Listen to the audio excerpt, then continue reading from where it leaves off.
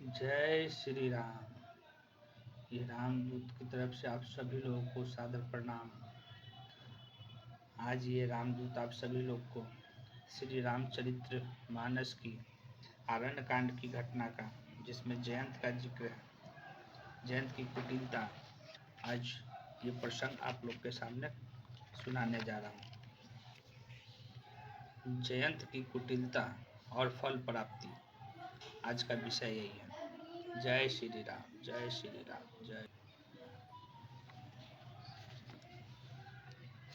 जय श्री राम, जय श्री राम, जय श्री राम। श्री गणेशाय नमः। श्री जानकी वल्लभो विजयते। श्री रामचरितमानस तृतीय सोपान आरण्य कांड।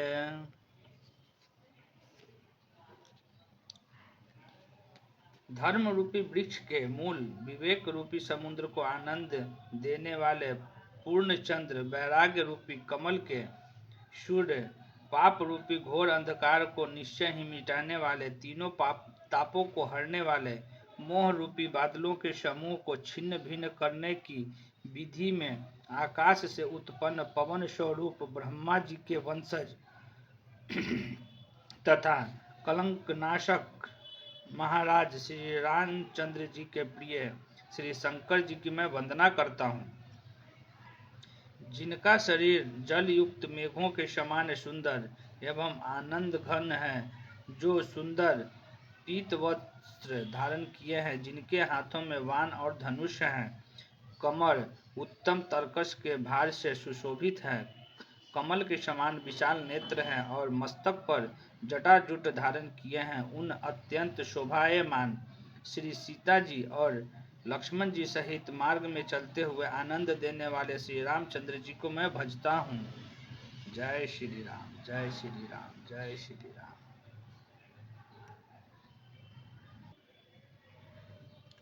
उमा राम गुढ़ पंडित मुनि पावहि बीरती, पावहि मोर विमुढ़ जे हरि विमुख न धर्म रति।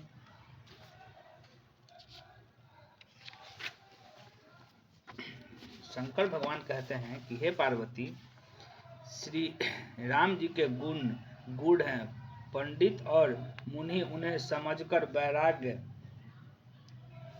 प्राप्त करते हैं, परंतु जो भगवान से विमुख हैं और जिनका धर्म में प्रेम नहीं है, वे महामूढ़ मोह को प्राप्त होते हैं।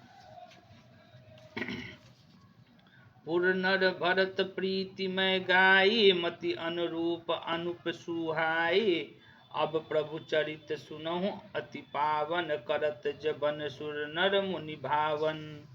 एक बार चुनि कुसुम सुहाए, नीज कर भूषण राम बनाए, सीत ही पहिया राय प्रभु सादर, बैठे फटिक शिला पर सुंदर। सुरपति सुत धरि व्यास बेशा, 68 चाहत रघुपति बल देखा, जिमि पिलिका सागर था, महामंद मति पावन चाहा। सीता चरण चोच हति भागा, मूढ़ मंद मति कारण कागा, चला रुधिर रघुनायक जाना, सिंह धनुष सायक संधाना। पूर्ववासियों के और भरत जी के अनुपम और सुंदर प्रेम का मैंने अपनी बुद्धि के अनुसार गान किया। अब देवता, मनुष्य और मुनियों के मन को भाने वाले प्रभु श्री रामचंद्र जी के अत्यंत पवित्र चरित्र सुनो, जिन्हें वे वन में कर रहे हैं।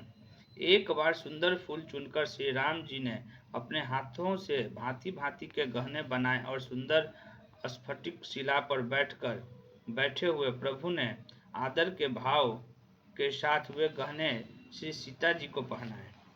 देवराज इंद्र का मूर्ख पुत्र जयंत कौवे का रूप धरकर श्री रघुनाथ जी का बल देखना चाहता है, जैसे महान मंद बुद्धि चींटी समुद्र का था पाना चाहती हो।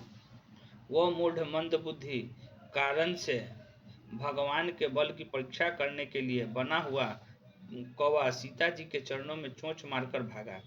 जब रक्त बह चला, तब श्री रघुनाथ जी ने जाना और धनुष पर सिंह यानी सरकंडे के बाण धारण किया। अति कृपाल रघुनायक सदा दीन परने, तासन आई की छलू मूरख अवगुण गे।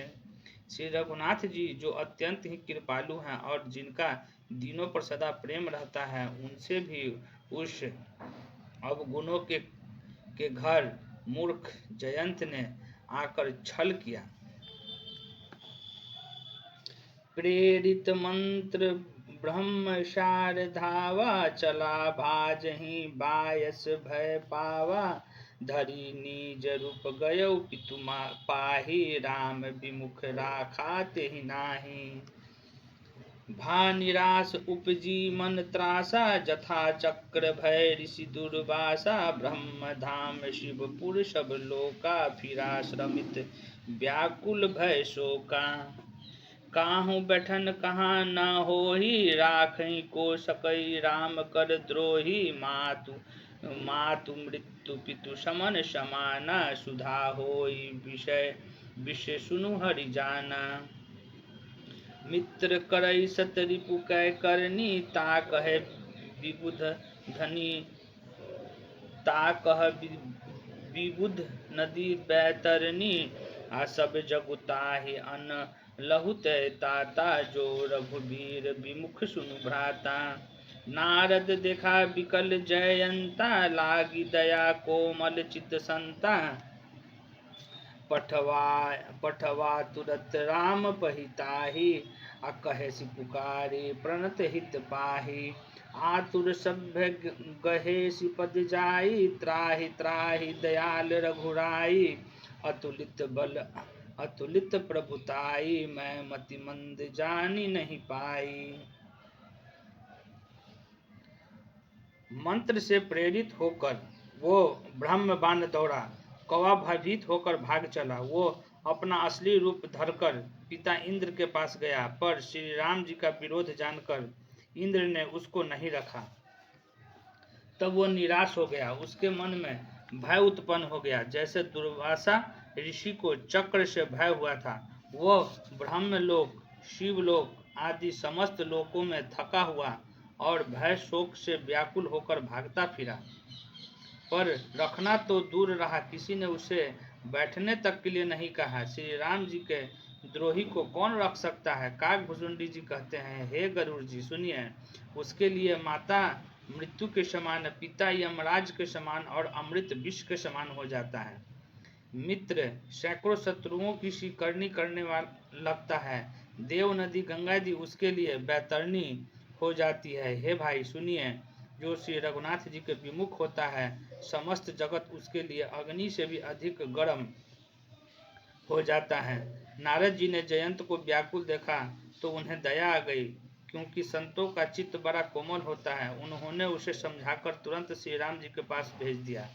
उसने जाकर पुकार कर कहा, हे शरणागत के हितकारी, मेरी रक्षा कीजिए।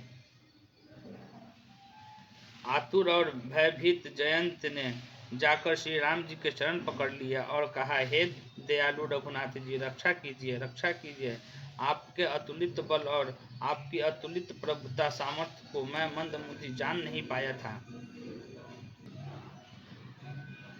अपने किए हुए कर्म से उत्पन्न हुआ फल मैंने पा लिया। अब हे प्रभु मेरी रक्षा कीजिए, मैं आपकी शरण तक कर आया हूँ। शिव जी कहते हैं, हे पार्वती, कृपालु रघुनाथ जी ने उसकी अत्यंत आर्त यानी दुख भरी वाणी सुनकर उसे एक आंख का काना करके छोड़ दिया। कीहि मोह बश द्रोह जद्यपि, तेहि कर बध उचित। प्रभु छार्यउ करि छोह को, कृपाल रघुवीर सम।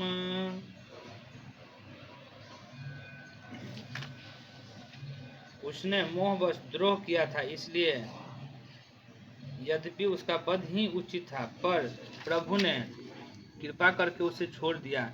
श्री राम जी के समान कृपालु और कौन होगा। जय श्री राम, जय श्री राम, जय श्री राम।